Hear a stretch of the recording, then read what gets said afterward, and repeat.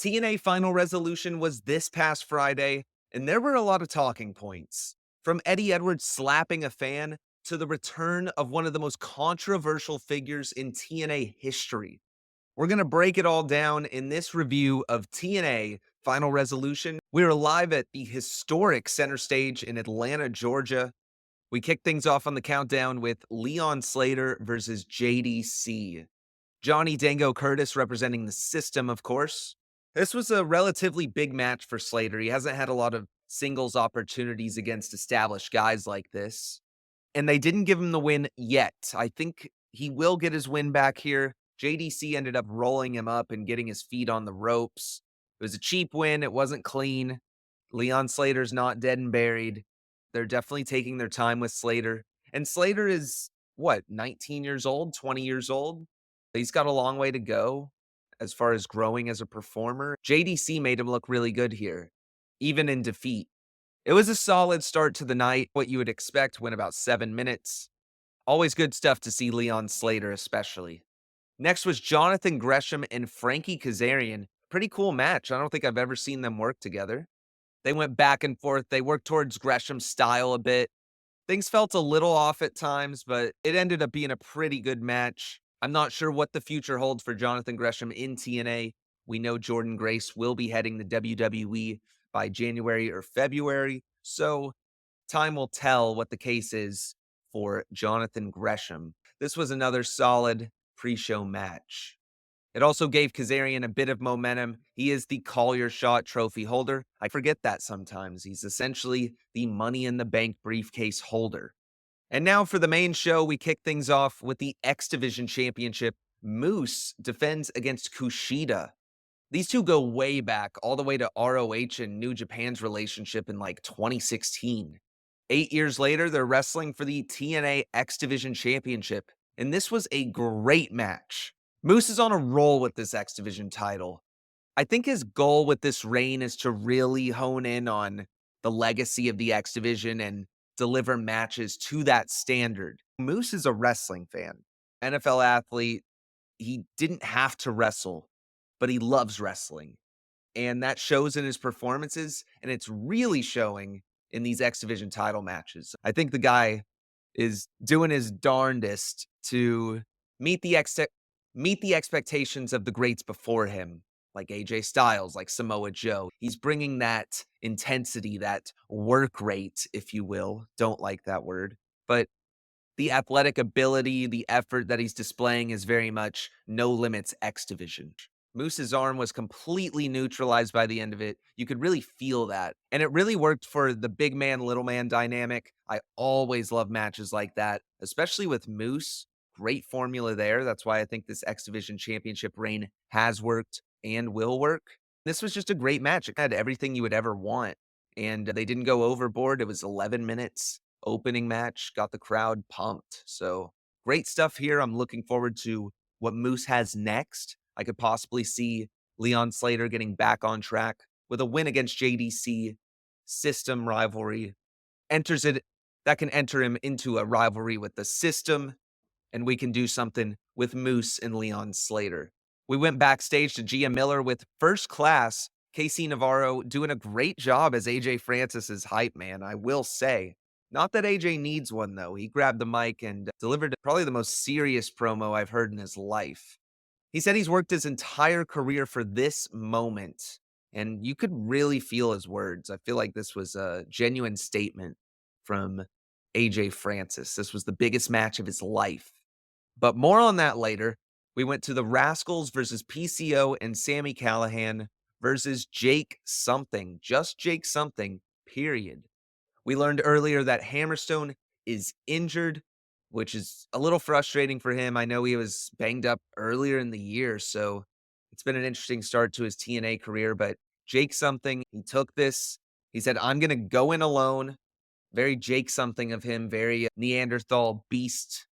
I love Jake something. His character is just a big guy that roars and does cool moves. He doesn't even know his own name. But this one started slow. It was one of those tag matches where they act like they're going to tag for the whole match, but then they just completely lose control of the rules, and things went insane. PCO's in this match. We should have expected this. And speaking of PCO, he decided to do a PCO salt to the floor. The entire arena exploded. I wasn't really into this match at first, but wow, they got my attention by the end of it. The Rascals ended up getting the win. Wentz hit the UFO cutter.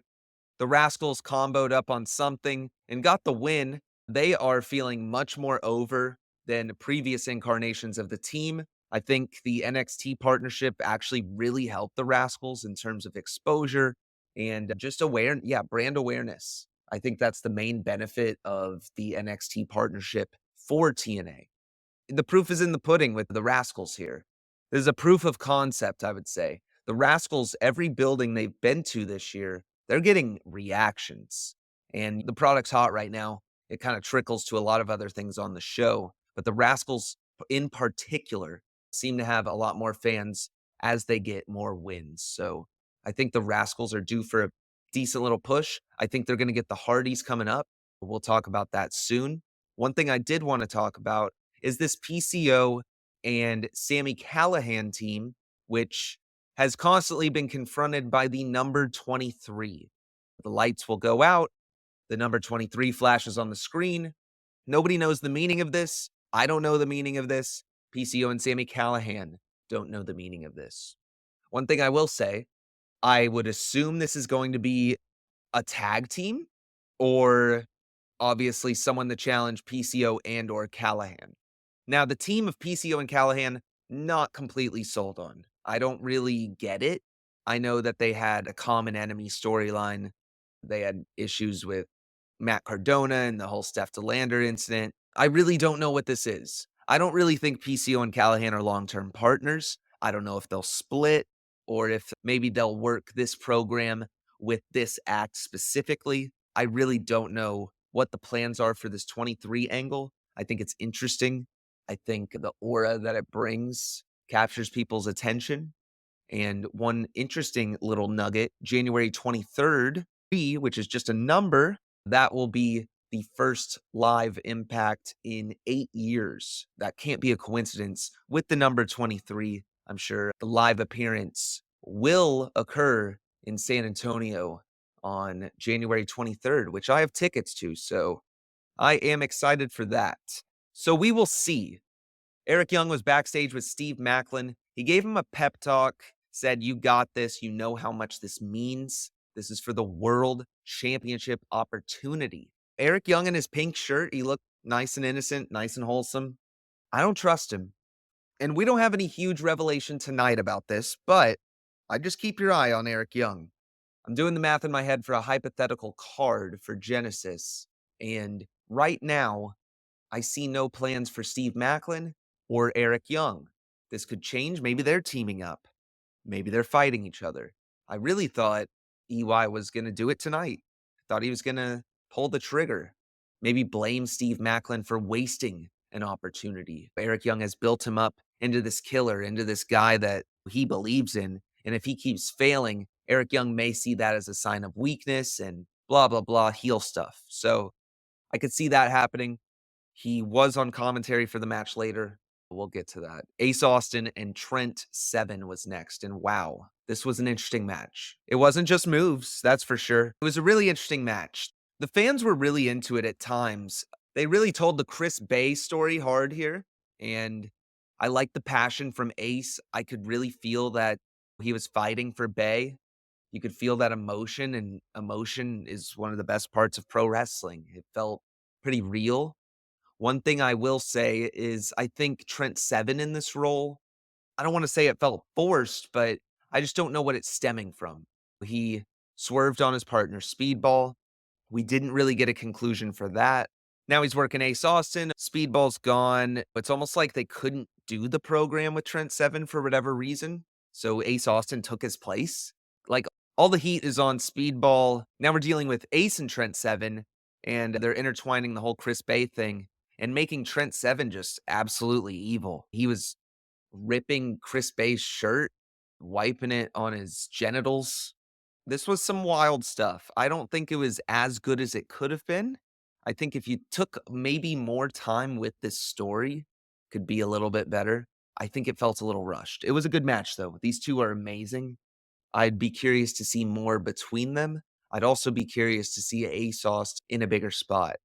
This was his first singles match since June, I believe, so he should be getting much more singles matches than that. He's a real standout performer, and I love that he carries the legacy of ABC. I just think it's, something that's really easy to get behind and feels real, so kudos to this match. It was pretty good, pretty crazy booking as well. Next was Jordan Grace and Rosemary. Oh my. We have a lot to talk about in this one.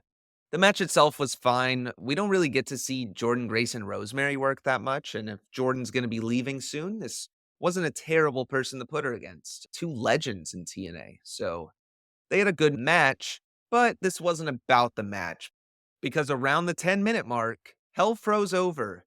Some lady in a puffer jacket and a shiesty showed up and took out the referee. Jordan was next, and she ate a hammerlock DDT, which looked really familiar. It almost looked, oh my. Yes, it is Tessa Blanchard. Tessa Blanchard is back in TNA. This got some good heat from the crowd. And that was it. The match is over. The bell never rang. We just left. I think everyone was just so overwhelmed that nobody even cared, but Tessa Blanchard, she made an impression. Gia Miller caught up with her backstage. Tessa said she was here to remind people who built the company, and she's here to take back what was hers. And then she pie faces Gia.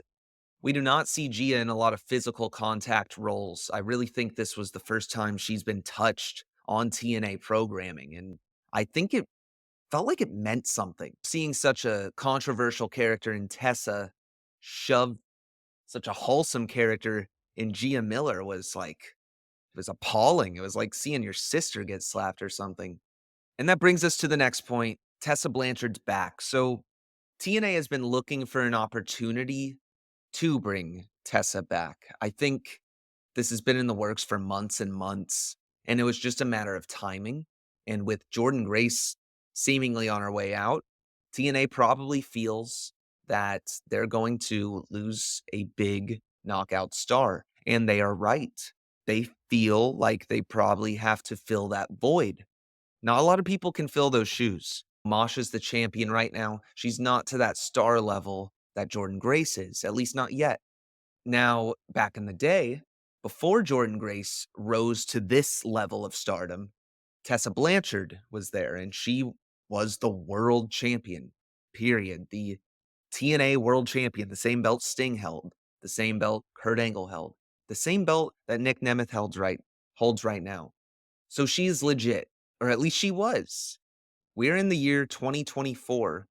Tessa Blanchard has not been on television since 2020. That is when she essentially held the title belt hostage, that same world title belt we're talking about. She was in Mexico, COVID had hit. She did not want to come to work and drop the title or even defend the title, it seemed. It was requested of her that she return the belt if she was not going to work. Her contract was coming up, demanded $150,000 to return the TNA championship. That is why Moose started walking around with the old model of the TNA World Championship. So she hasn't been here in about 5 years. That begs the question of relevance. Is Tessa Blanchard, it's undoubted that she was a huge star back in the day. It was almost guaranteed that she was going to go to WWE. She was going to possibly main event WrestleMania with Charlotte Flair or any other big star they have. She was going to be in the biggest matches. She was going to be that level. This came crashing down after a seemingly harmless tweet. It was actually a positive tweet without context. Some of her coworkers, affiliates saw this and they didn't see it matching up with reality and felt the need to expose Tessa Blanchard for some horrible things that she has done. And even if we're ignoring that, which we shouldn't, but her and La Rosa Negra, the victim of these racist remarks, they have seemingly patched things up to an extent. They went public with an apology of sorts. Let's just say that doesn't bother you for whatever reason. TNA was directly affected by Tessa Blanchard. Tessa held the belt hostage. Now, this was different leadership. Maybe Anthem believes that they can control Tessa better than Scott D'Amore did. It's got a lot of people talking right now specifically. I mean, you had AJ Styles backstage, Raven to a lesser extent. Shout out TNA Hall of Famer Raven. What a mark. But you've got AJ Styles backstage. You've got Joe Hendry, the Hardys in the building. You've got all of these popular acts. And now Tessa Blanchard's taken all the headlines. And that's a testament to the star power of Tessa. Now, will that translate to business? I think that's Anthem's hope. I think their belief is Tessa will get the most eyeballs on our product, especially with Grace.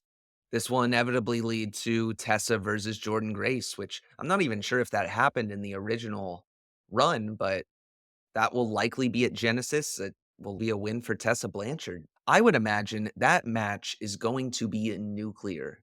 Jordan's a strong babyface, and Tessa is about to be a strong heel. She is a controversial figure. This is something that we're just going to have to see more of. Time will tell. Tessa Blanchard's redemption arc. There were a few attempts here and there. She went to CMLL. She had the falling out with WOW after the falling out with TNA Impact Wrestling. This is the first time that she is really getting that opportunity to redeem herself. We'll see how the fans accept her. We'll see how the wrestlers accept her. There were apparently reports about Jordan Grace not being too in favor of this idea, this program, which I'm not sure if I believe that.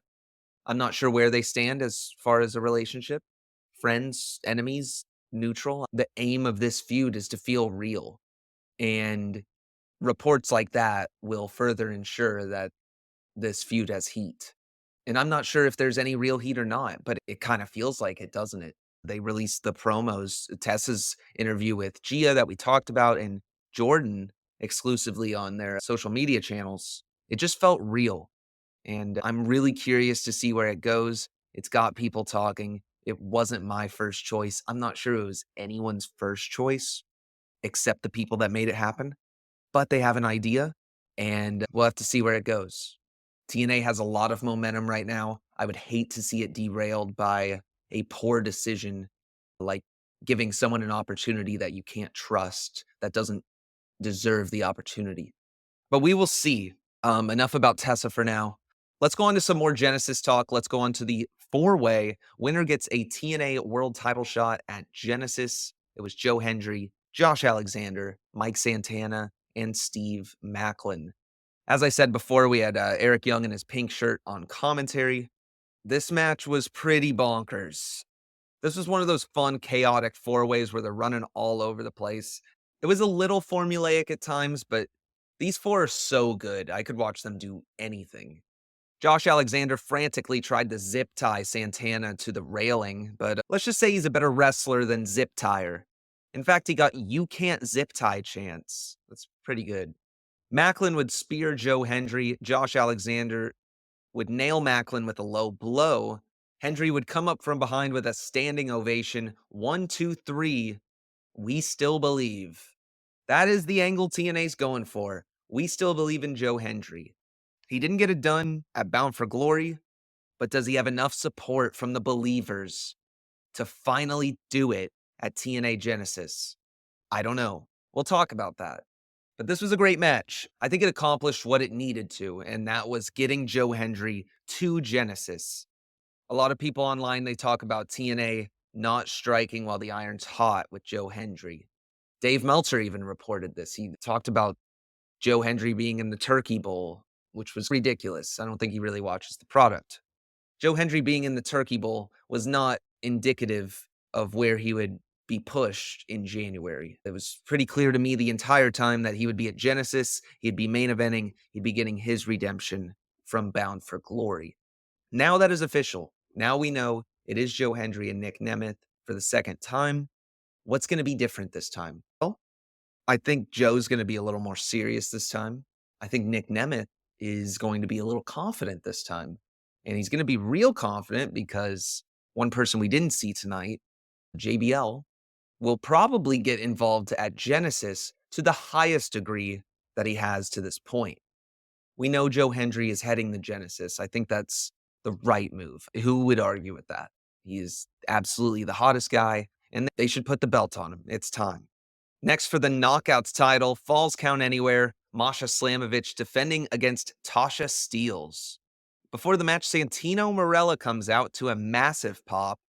He claims Alicia Edwards has not respected the authority of TNA, so she's not just banned from ringside, she's banned from the building. Santino ordered an interesting security group to make sure no one else interfered. He wanted this Falls Count Anywhere match to have a clean, definitive finish. He snatched up Alicia, dragging her backstage before revealing a promo code to save 1 month free on TNAplus.com.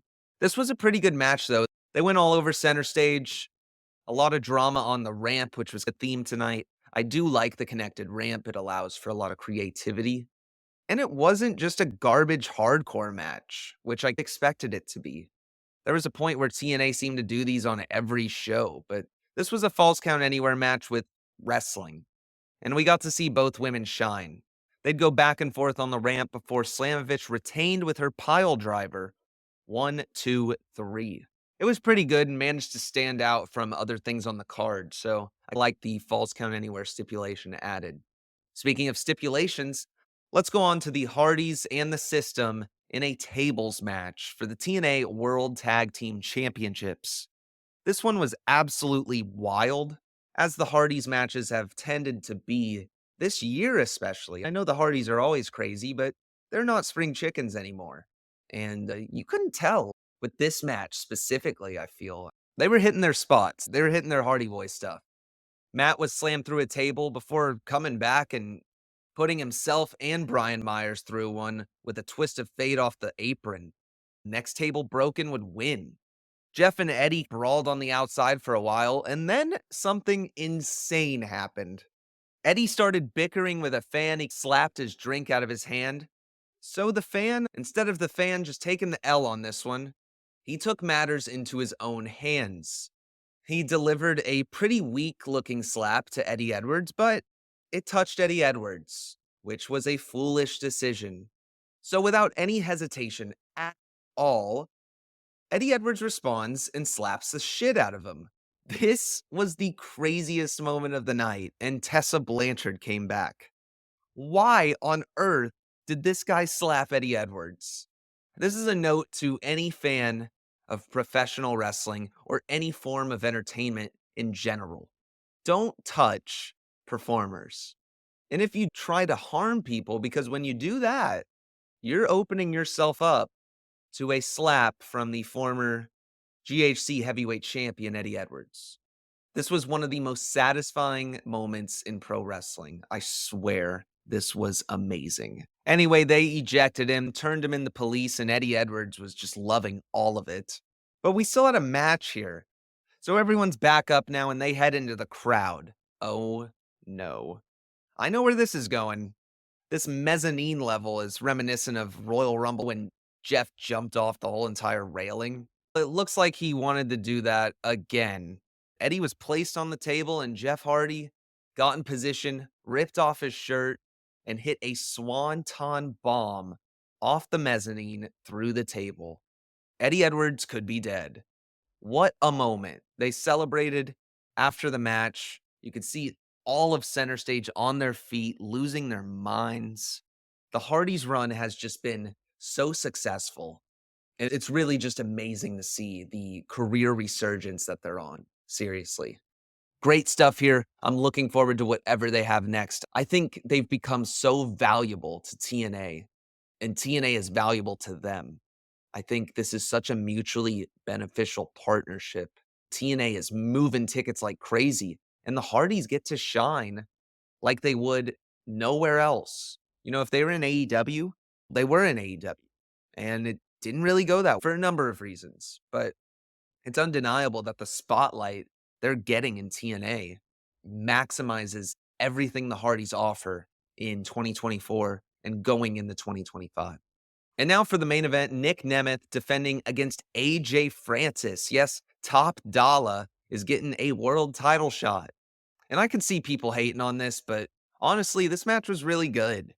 Nemeth was just selling the whole time, and he's really good at that. I don't know if y'all noticed, but AJ looked like a monster. His matches are obviously going to be different from Josh Alexander and Nick Nemeth, but they told a clear story here, and I think it worked. AJ busted out a moonsault, which was honestly pretty impressive, but Nemeth dodged out of the way and hit a second danger zone to finally put away AJ Francis. It was a pretty good match, not the match of the year, but solid enough. After the match, Casey Navarro came out to help AJ Francis put a beat down on the champion. But say his name and he appears, Joe Hendry made the save, and that led to the that led to the moment, the stare down, the preview, face to face, the TNA Genesis main event. Nick Nemeth and Joe Hendry. And it had some heat. This show was really all about building to Genesis, building to bigger things. There are a lot of talking points heading in. There's a lot of talking points heading out, even more. And a lot of those talking points are questions that we don't have answers to. I would love to have answers to them in January at Genesis. It's a new beginning, they say. Hardly a new beginning. I think the Hardys were in TNA quite a while ago. And Tessa Blanchard, I think she's been there too. But whatever they're doing in 2025, they seem to have big plans for. The venues are bigger, the budget's bigger, and their creative plans seem bigger. So we will monitor that situation. Let me know what you guys thought about Final Resolution, the final TNA pay per view of the year. Make sure to like, share, and subscribe for more, and we'll see you at Genesis.